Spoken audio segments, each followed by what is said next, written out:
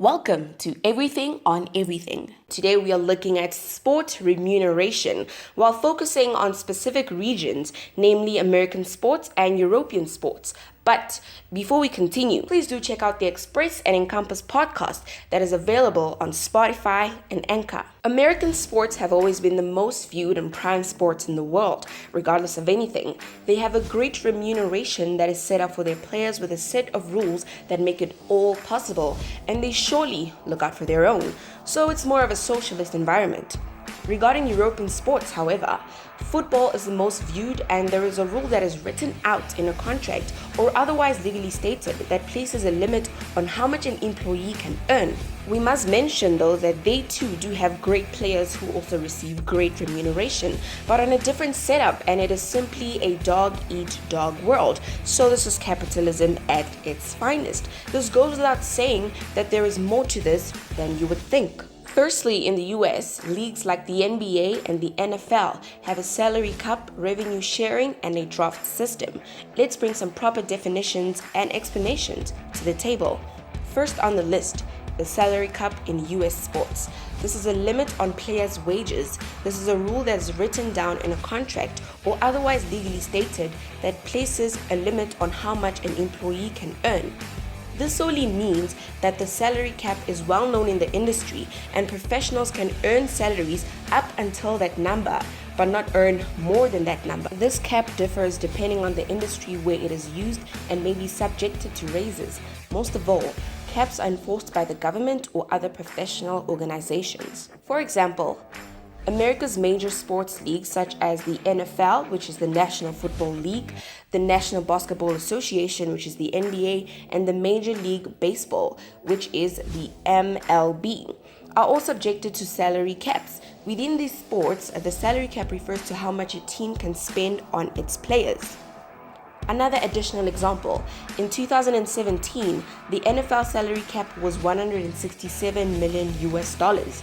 Certain positions in sports, such as quarterback in football or a point forward in basketball, have the highest salary caps. Because sports teams are often competing for valuable players, the cap is enforced to ensure that no other team can outspend their rivals to create an unstoppable and expensive team. In comparison to the US, the Europeans are more of a free market and basically lets everyone run wild. With that being said, European clubs can spend as much as they want on any of their players. The cash buys you titles, which in return gets you more cash. And so the chain continues. This has been one of the reasons we are seeing more teams winning consecutive championships. So the salary cap is unlikely to work in this case. This brings us to the next conveying explanation. The draft process is used to allocate certain players to teams, basically. The labor pool is highly regulated in the NFL and NBA through their draft system, as the players are distributed according to which franchise is in the greatest need. This seems to be the principle in the major leagues internally, that each team in some sense should get the players that it needs in order to be competitive. So, let's explain the draft system as simple as possible, using the NFL as the obvious example. Every year, the best college players in the country are picked by NFL teams, but before this, they are invited to show off their skills and strengths in a series of physical and mental tests at the NFL. They do this in order to impress the key personnel in each of the NFL teams so that the players can be picked by one of the teams on a 3-day NFL draft. During the draft, each of the 32 teams receive at least one draft pick in each of the 7 rounds. Though the order of draft selection goes in the opposite direction, it is in the reverse order of finish from the previous year in order to keep the league as competitive as possible. So, the team with the worst record picks the first in each round, and the Super Bowl champion picking last. The teams can trade the picks among each other in order to improve their draft position. Then each team has a time limit to make each draft pick. While the number 1 pick is certainly expected to be the next great NFL player, which could or could not be the case. A plain take from the rich to give to the poor. Socialism 101.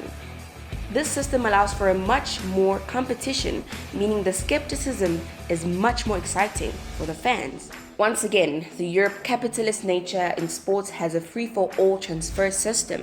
So there is absolutely no mechanism in place to control the flow of labor. The teams can basically spend whatever they choose, and even financial fair play has failed to stop them. Teams like PSG have bought their way to the top, all thanks to Middle Eastern investments.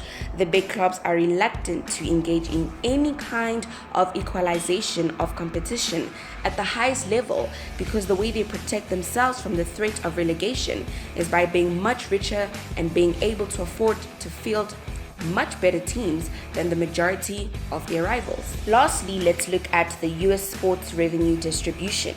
Teams that are able to generate large amounts of revenue, such as selling the most tickets and draw the most TV ratings, do not get to keep that revenue because most of that revenue is actually shared equally amongst competing teams.